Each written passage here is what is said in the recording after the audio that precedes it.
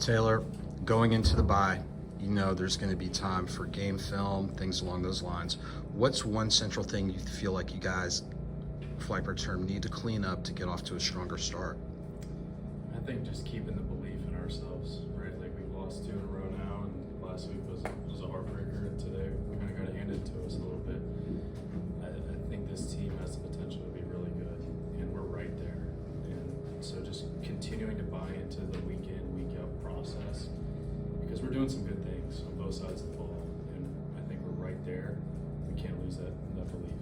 So just nose to the grindstone, and let's keep attacking each day and doing what we've been doing, and I think maybe we'll break through here shortly.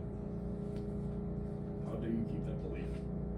It starts up top. It starts with the captains, myself, and the other guys, Devontae, JD, getting him back healthy, huge.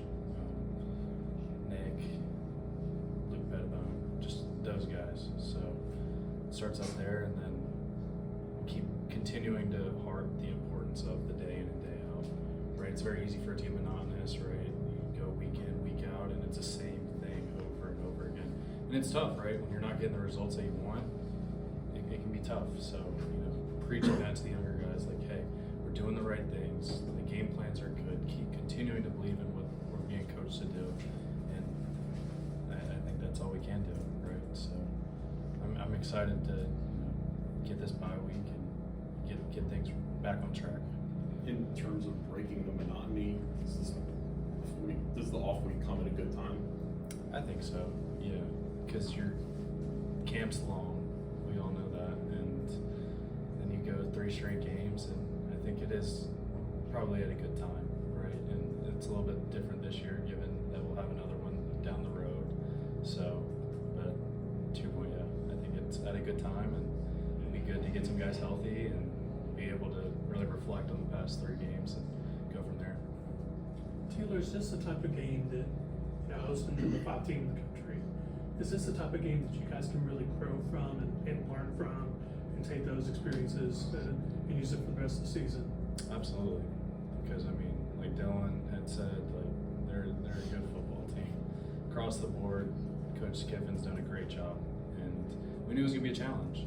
But I think what we saw tonight was guys that weren't afraid to step up to the challenge, and I'm really excited for our group. Granted, it wasn't the results we wanted, and the scoreboard I think suggests it was a little bit more out of hand than it probably was. Right? I think halfway through the 3rd quarter, we felt like we could put a couple possessions together, and who knows, we're right back in it, right? So I think what we're most proud of is stepped up to the challenge, and wasn't what we wanted, but to your point, it's something that we can grow from and move on for the rest of the season. How difficult is it to maintain rhythm as an offense when every time you get a first down, there's a stoppage? It's frustrating.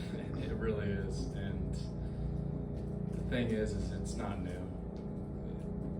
Since I've got here at 19, it's been something week in and week out that we've experienced, and it is frustrating because you like to think guys are going down because they're actually hurt. Whether they are or not, it's really not up for me to say that they're not hurt, right? You just hope that they're acting in good faith and playing the game, the way it should be played, and that's just honest, clean football. And if guys are going down and they're not hurt, to just ruin the rhythm of our offense, I truly do think that it's not sportsmanlike, right? I don't think that you're really honoring the integrity of the game at that point. So whether they were or we're not doing that, it's just funny because we've seen it for 5-6 years now. So hopefully it's not the case, but Coach Clausen likes to say that we assume good intentions, but who knows? We'll see.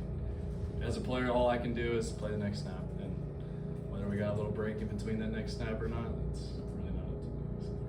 Taylor, Andrew can correct me if I'm wrong, but I think the official count tweeted tonight that the Wake Forest player with the most receptions in the Clausen era. Is that right? Yeah. There's been a lot of good receivers at Wake Forest. Clausen's been the coach. How does it feel to be that guy?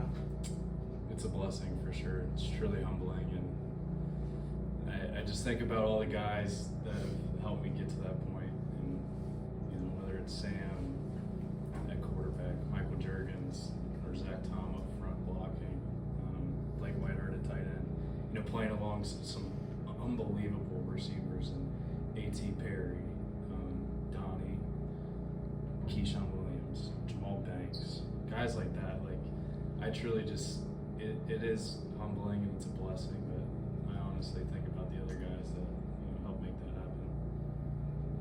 You guys look good. Thank you guys. Good Thanks, to see you. guys. Thank you.